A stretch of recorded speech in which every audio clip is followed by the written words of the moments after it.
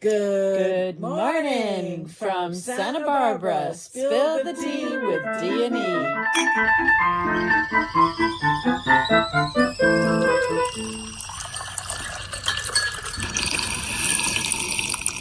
Da-dun, Morning. Good morning. Whoa, what are we drinking this morning? Woo, something musical and hot. Yeah, what is it? Oh, I really like my Earl Grey tea. Ick. I used to think it was early gray tea because I'm slightly dyslexic, so I add and subtract letters. And I thought it was early gray tea because you drink it early in the morning. I got you. I got mint, and more mint tea, lemon, honey, and a couple of dunks of the PG tips. That's how we're going to start off this beautiful day. Nice. Excellent. I'm going to love what we're going to be talking about today. It was really good. So, drum roll. Da-da-dum. Did the music get meaner? What 50 years of song lyrics reveals about our brains? Love it. That's mixing it up a bit. Yep. Welcome to Spill the Tea. If you've never been with us before, this is where the tea is hot. The playlists are questionable. And today we're going to ask some surprisingly big questions. Has music gotten more negative over the past 50 years? Well, if it has, what happens when millions of people are using the music every single day to regulate their emotions? So yeah, it's something we need to do a little deep dive on. This is a loaded subject. Yeah, I think it has. Because most people, well, they think compared to the music that, I mean, listen, I don't know, singing the songs that we grew up with compared to now. It definitely has gotten meaner. Yeah, I think so. I think. And a lot more negative. Most people think they're choosing their songs, but really, what if the songs are choosing them and it's based upon their emotions? Right. So what the science say? Researchers have actually studied this. There's several large analyses looking at hundreds of thousands of songs from 1960 through today. Mm-hmm. And guess what? They have found that the popular music lyrics have gradually become not only more negative, more self-focused, more emotionally distressed, and more repetitive. Whoa, that's not good. And then the positive words and the emotional words have declined. Yeah.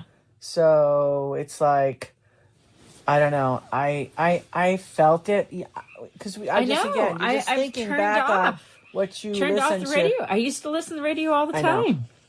I just listen to the old stuff. That's what I do. Mm-hmm. So now, before anybody starts yelling, "Not my favorite artist," we're talking about overall trends. Not every song, not every artist, not every genre. Yeah. We're just looking at, kind of the climate, not the actual weather of today. Exactly. So the soundtrack started off like in the 60s. Yes. What'd you grow up with? I mean, here comes the sun. Do, do, do, do, do. Here comes the sun. I mean, give me a break. How about, I say, what it's a wonderful all right. world. Yeah, that was a great song. That was my dad's favorite song. And the themes were always about, hope, love, community, possibility, connection. Yeah. Well, I mean, even podcast songs carried an underlining message that things could improve, right? Yeah, the protest songs were they inspired you and made you want to get active. Yep.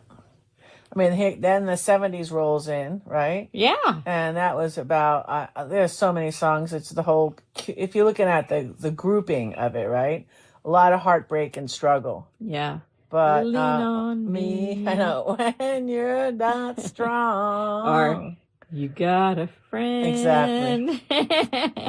So hey, the message though it was still a good message. We'll get through it together. Exactly. So that wasn't bad. Exactly. How about the 80s? Okay, well, I think aggressively optimistic. That would don't stop believing. Walking on the sunshine. Yeah. Even girls just want to have fun. Right? Yeah. So people were synthesizing joy. Yeah. On an industrial scale. So the 90s came in, that was angst, I think. More questioning, more about alienation. but the song still told stories, right? There was a character in the song. There's plots and a journey. You could almost like watch a movie inside the lyrics. Right. But today, I don't know. Today's anxiety, revenge, loneliness, wealth, status, conflict, and emotional exhaustion, which is fascinating because those are also some of the common emotional experiences that people are reporting feeling right now. Yeah. So, and what about the repetition revolution? Well, that's what researchers are noticing too. I mean, it's just a pounding of the same narrative. Boom, did a boom, did a boom, did a boom, did a boom, did a boom. It just goes on and on and on and on and on. I mean, some modern hits can repeat a hook sentence like a dozen times. Yep, if not more. And older songs, well, they had multiple verses. They were like bridges from one part of the song to another. Right.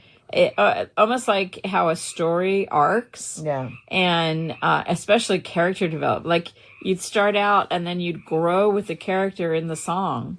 Well, it's kind of like the difference between reading a short novel versus staring at a blinking neon sign. Ooh, I mean, that's good. Yeah, that's how I look at it. Yeah. So why is this happening? Well, there's a couple of theories. You want to go through it? Sure. Streaming rewards simplicity. So people have decided that within a couple of seconds, whether they're going to stick to the song or they're going to skip, right? Right. So today, songs increasingly have to just get to the point, or else we're going to skip and not listen, and then you're not going to get your 2 cents for the ad commercial. For me, it's so funny because when I was listening to songs, sometimes I don't like a song, but then it grows on me. So I don't understand that we used to sit 8-second there. rule. We listened to the whole album, Exactly, right. And you made sure that nobody bounced around on the floor because you didn't want them to scratch your record. But then the rocker went off, and then it just replays again. Yes. So we could just go again and again and again and again. How about if you don't want to flip it over? Exactly. Social media. Today, the songs are often designed around basically a 15-second memorable clip. Right. It's kind of sad. Well, the whole stress, what they're analyzing, I mean, that reflects the culture, and culture reflects the people. If the people are stressed, anxious, lonely, and overwhelmed, then the music may naturally begin sounding that way too. This is true. So, but I look at it that one follows the other. I don't know if it's the cart before the horse, what's coming first. But I think we're following the programmed music. Well, people wouldn't be choosing to listen to it unless it satisfied a need. But the whole emotional... I think the thumping music is just so different because it's not like people are really playing instruments anymore. Right. It's all generated. It's not the same. So we're getting like reprogrammed. I've always That's why I wondered. like older stuff. Yeah. With instruments. And not all the synthetic stuff. Or acoustical. Yeah, acoustical where is good too. Yeah. On an instrument with their voice. Yeah, or classical. Yeah. The piano. So the whole emotional regulation question, this is where it gets really interesting. Because researchers know that people are intentionally using music to regulate their emotions. Which means you listen to sad music when you're sad, angry music when you're angry, hopeful music when you're hopeful, and calming music when you're anxious. I have to tell you, 9 Inch Nails, yep, that works when you're painting a house. I do the opposite. If I'm not feeling that hot, I'll try to find something bumpy, bouncy. Oh, interesting. Yeah, so you bounce yourself into the emotion that you want to be in. Yep, that's what I do. Yeah. Well, I'll play something that I know that I'm hooked to, some certain music.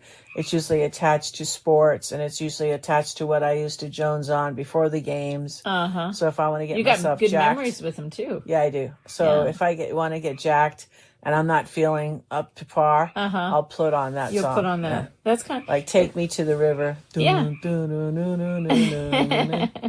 It's kind of like drop me in the water. Using it to ignite yourself. Yeah. So music isn't just entertainment. It's emotional architecture. And it literally changes our heart rate, our stress hormones, our memory, our attention, our mood, our motivation, even our perception of pain. So, are negative songs bad? Well, not necessarily. Sometimes a sad song helps us process the grief. Sometimes an angry song helps us release our frustration. And sometimes heartbreak songs help us feel like we're understood. Yeah, there's never a problem visiting the sadness, okay? The problem is building a permanent resident there. Yes. You don't want to live there full time. Yes, yes. It's So good to go through it, and then you pump yourself out of it. So we want to have a musical diet. Yeah. It's kind of like thinking of music like our food. Food is medicine, music is medicine. Yeah. So and obviously nobody eats all kale, but we shouldn't eat only birthday cake. Why not? Just kidding. I like birthday cake.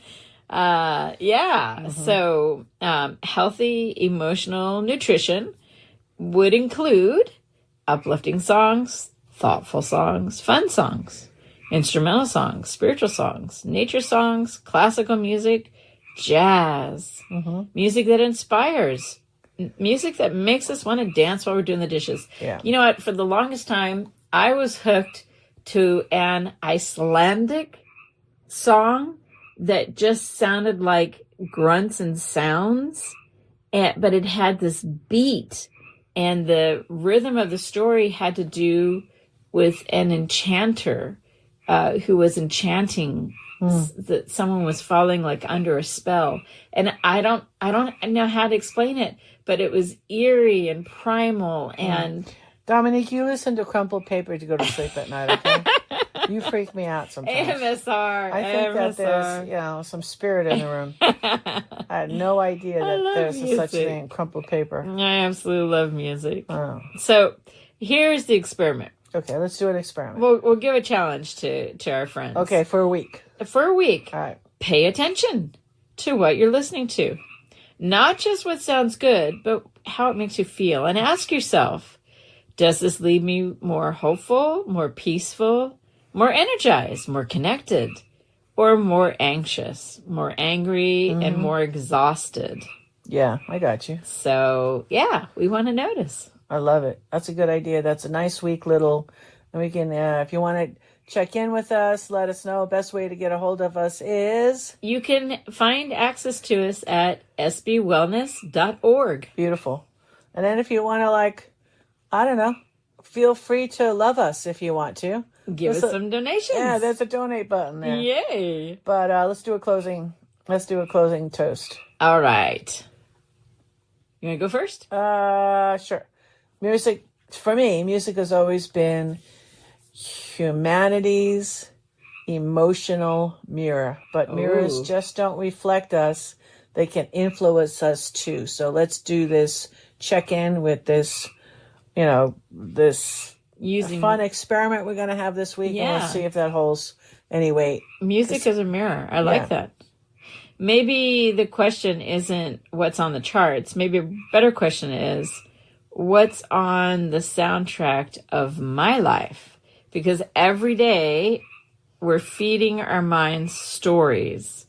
And the question is whether these stories are helping us grow stronger or are they keeping us stuck? Yeah, so you should choose your playlist the way you choose your friends, hey? I like that. That's it. So that's what I say. Spend time with the ones that leave you feeling better after they're gone. We had a nice dinner tonight with our friends, Dana. It was lovely. And Christine. Shout outs to Dana and Christine. It was great. Yeah. So I'm just very thankful that we have the friends that we have.